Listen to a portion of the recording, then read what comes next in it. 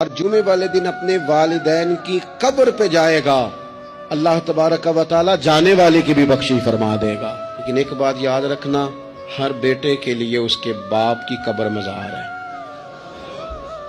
ہر بیٹے کے لیے اس کی ماں کی قبر مزار ہے۔ اس پر بھی حاضری دو، حاضری کا مزاج بناؤ۔ یہاں جا کر کے نا حاضری دے کے آؤ، وہ راضی ہوں گے تو رب راضی ہوگا۔